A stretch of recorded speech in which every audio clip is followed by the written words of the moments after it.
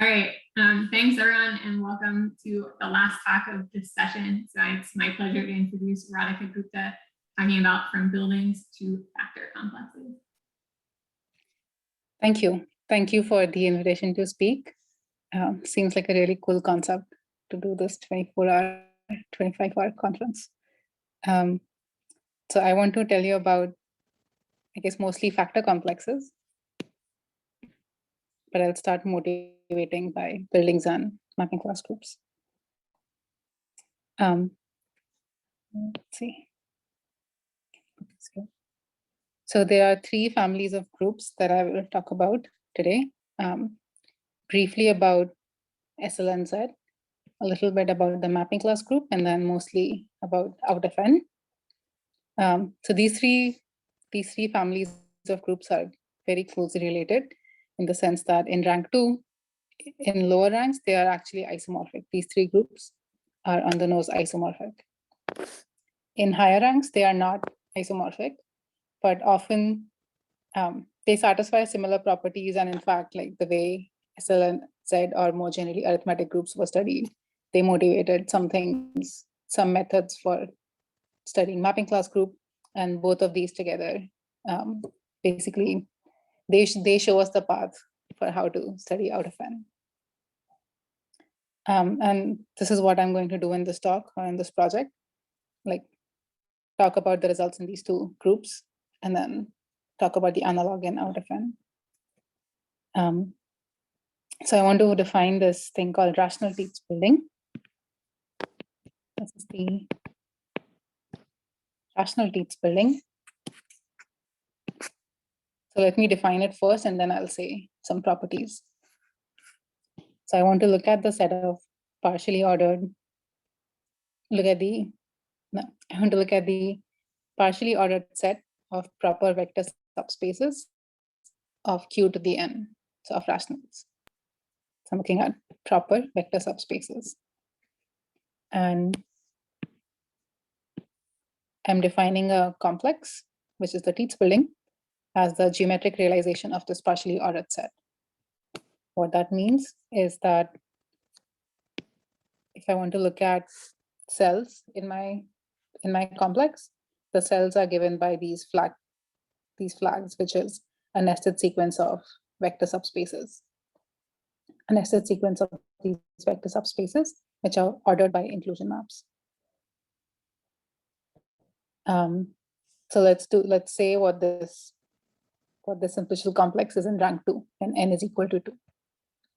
So when n is equal to 2, I'm looking at the rationals cross rationals.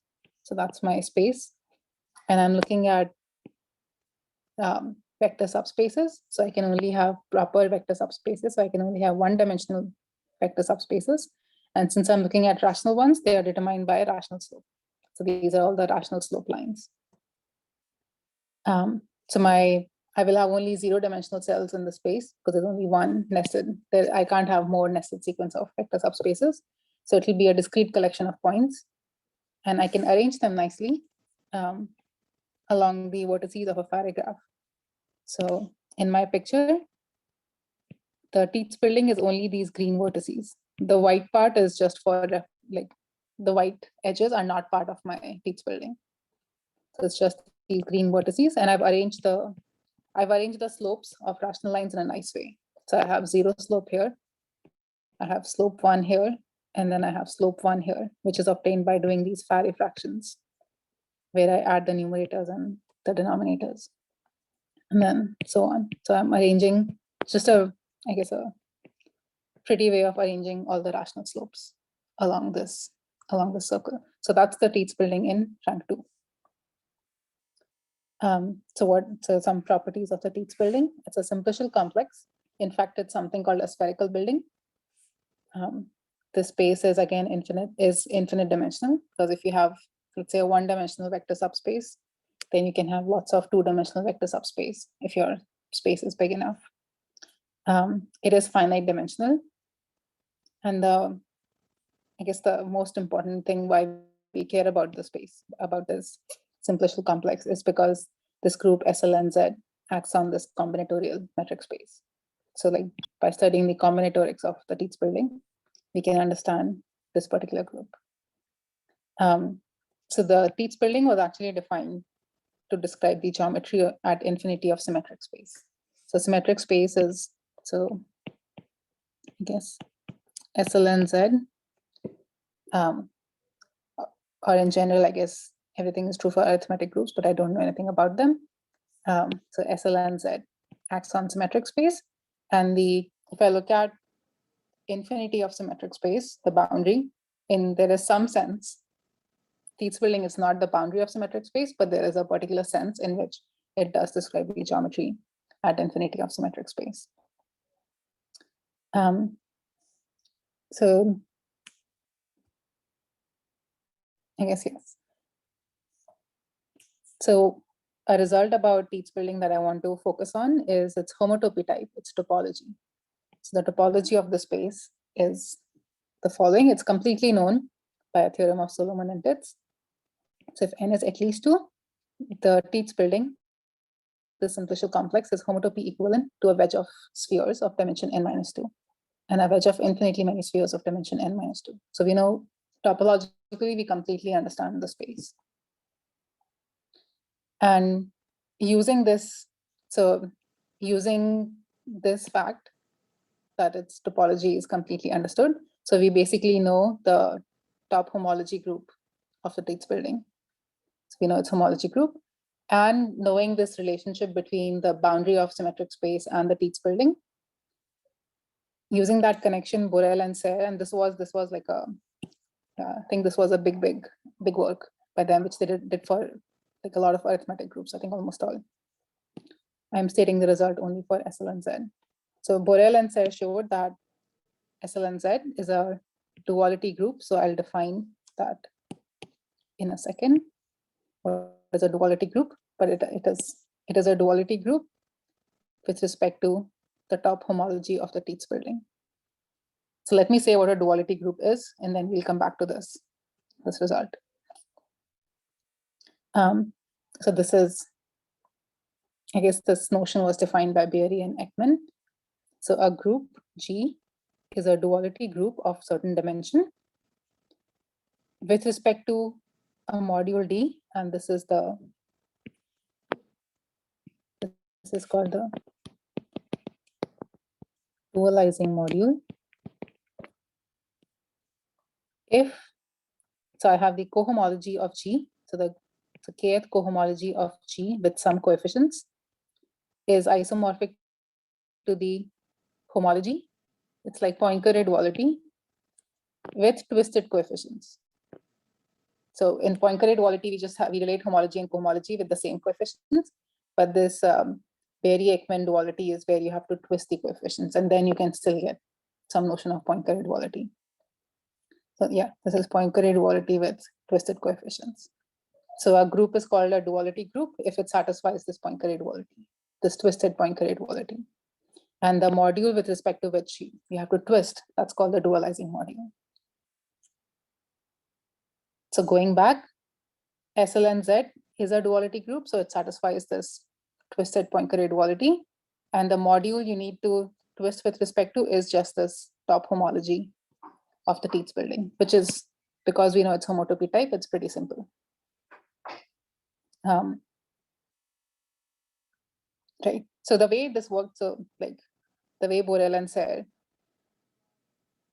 obtained these duality groups and related the Tits building, that actually like the, okay, so now I want to move to surfaces.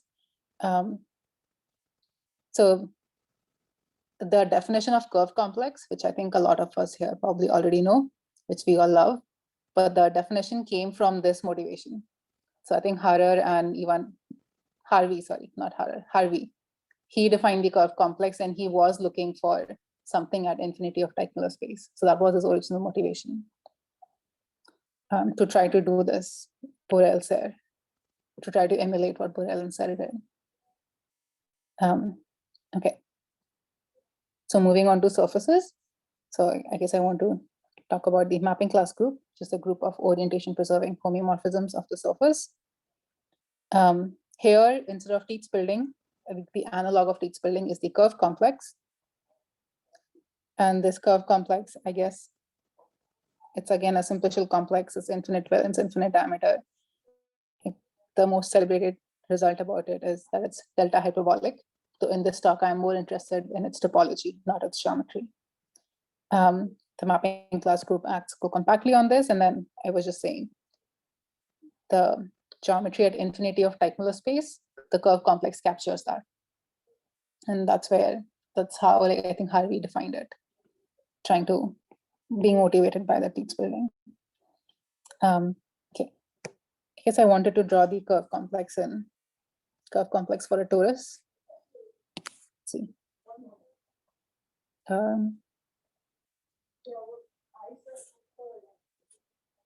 Okay, I guess I will say it since I have a slide. So I have these simple closed curves, essential simple closed curves on the torus, and they correspond to rational line slopes in the universal cover of the torus. So again, if I'm looking at vortices which are essential simple closed curves, they are determined by rational slopes in R2. So the curve complex is isomorphic to the Tits building. It's the same space. So this is also like SL2Z is isomorphic to the mapping class group of a torus. So and their corresponding spaces are also the same. Okay. And then the analogous result for curve complex, which was showed by Harer and Ivanov, is that the curve complex is also basically a wedge of spheres. Its homotopy equivalent to a wedge of spheres, infinite wedge of spheres of a dimension depending only on the genus. And their motivation was again to show that the mapping class group is again a duality group with dualizing module, the top homology of this curve complex. So just like Borel said. Okay, let's move on to free groups, which is what I am interested in and I study. So free groups, well, that's the fundamental group of a wedge of circles. And I am interested in the group of outer automorphisms. So which is basically you take the automorphisms of the group and you quotient out by the inner automorphisms.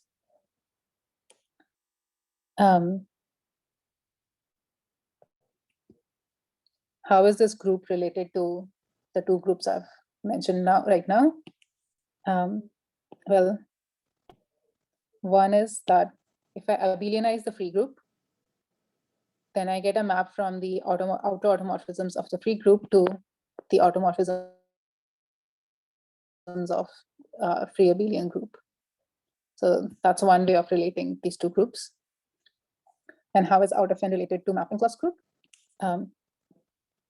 So out of n, so okay, if I take a surface with one boundary curve, then the fundamental group of that surface is a free group. So the group out Fn contains mapping class groups of certain subsurfaces of the, yeah, it can contain mapping class groups of certain subsurfaces or certain surfaces. So that's how this group relates to both mapping class group and SL and Z. Okay, so now, well, the Tits building and the curve complex, they are both amazing spaces. And Hatcher and Boatman actually, yeah, they defined this in 98. So they were like, is there a Tits building for out of n to act on, which can tell us some information about out of n. So they defined a free factor complex. So instead of looking at vector subspaces of Q to the n, they started looking at free factors of the free group. So what's a free factor?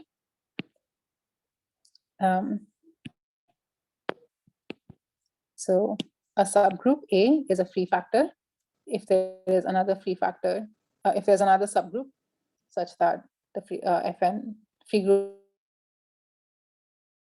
is A star B, A free product B. So that's called a free factor. And they looked at the partially ordered set of proper free factors of the free group up to inclusion. And they defined a complex, their complex as the geometric realization. And here, the group of automorphism acts on this complex because their vertices are proper free factors. So for example, I've drawn something in rank 3 group generated by A, B, and C. So I've drawn some free factors, some rank 1 free factors, A, and then A conjugated by B. That's also a free factor. And I've drawn some rank 2 free factors here. So I'm trying to draw a picture of this free factor complex. So A lives inside AB, A lives inside AC, BAB inverse lives inside AB, but BAB inverse does not live inside AC. BAB inverse does not live inside the subgroup AC. So there is no edge there. And so on.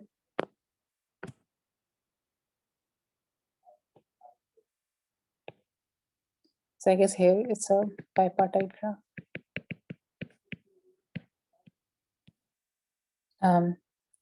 This odd version of the free factor complex is a bipartite graph.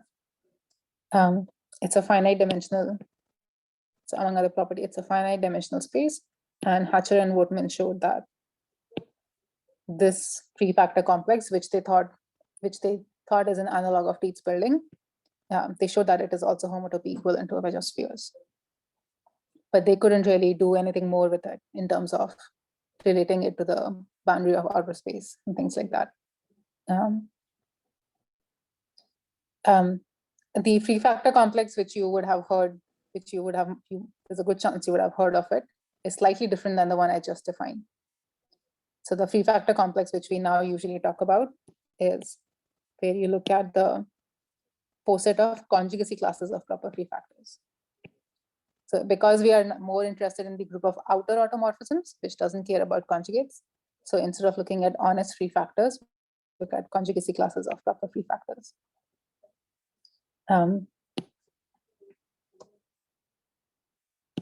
So I guess I've drawn some vertices in this space. So I have some rank 1 free factors, but now the free factor A and the free factor BAB inverse are in the same, they're in the same conjugacy class. So it's the same vertex. So that's one vertex now. And like earlier, I had these two edges, but now it's the same edge because they are the same free factor. And like this one also, now BAB inverse up to conjugation also lives in AC because I'm allowed to conjugate things now, and so on. Here also it's a bipartite graph.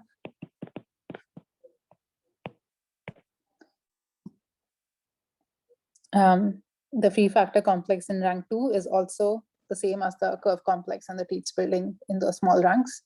And that's basically, that's basically coming from the fact that like a torus with one boundary curve, its homotopy equivalent to a rose. So the curves, the simple closed curves that you draw on this once punctured torus correspond to free factors here, free factors in the rows in the free group. So the free factor complex in rank 2 is the same as the Tits building in rank 2, same as the curve complex. Again, this space is also delta hyperbolic, which makes it invaluable to study out of N, but we are not interested in the geometry today, but in the topology. And with Benjamin Brück, we showed that indeed the out version of the free factor complex, or the normal version of the free factor complex, that is also homotopy equivalent to a wedge of spheres. And here is an example of a, so I guess what am I saying? In rank 3, if N is 3, this is homotopy equivalent to a wedge of spheres of, wedge of circles. And here is an example of a circle in the free factor complex of rank 3. So free factor complex of rank 3 is just a graph. And here I have these rank 2 free factors and rank 1 free factors making a circle. Let's see, what else do I want to say? Okay, so let me jump here. So what about duality? Like now we have shown that this, I think already knowing that the free factor complex is homotopy equivalent to a wedge of circles is wedge of spheres is pretty useful, but specifically with respect to the duality group question, which motivated studying these homotopy types. What do we know about that? So we know that both OutFN and OutFN are duality groups. So they do satisfy this twisted Poincare duality with respect to some dualizing module. So there exists some dualizing module, but we still don't have our hands on what that dualizing module is. So we still don't know what this dualizing module is. And I guess one, like a huge difficulty, I guess I should say, is that outer space, which is the analog of symmetric space. So symmetric space and Teichmuller space are manifolds. So there is like already this homology theory developed to compute the dualizing module. But outer space, which is the analog of symmetric space and Teichmuller space, that's not a manifold. So there is no obvious way how to like actually go about finding the dualizing module. And I guess I saw a recent talk where Heimsmiller and Nariman, I think they show that for OUT F5 in rank 5, the free factor complex, the Hatcher-Wortmann free factor complex, that will not give you the dualizing module. Riley doesn't look happy. Yeah, so they show that, and they said their computation depends, like why it's 5 is because their result depends on some computation of cohomology, which I think Wortmann did at some point. And they don't know if they can push their results to higher ranks or not. So here's a quick summary. Right. So I didn't talk about these spaces much, but basically there is the Tits building, which is wedge of spheres, curve complex, which is also a wedge of spheres, and then analogously we show that the free factor complex is a wedge of spheres. And I guess we can ignore this. That's the connection to boundary. But the dualizing modules are known in the first two cases, but we still don't know much about the last case. I think I'll stop there. Thank you. Yeah, let's thank Radhika. Are there any questions?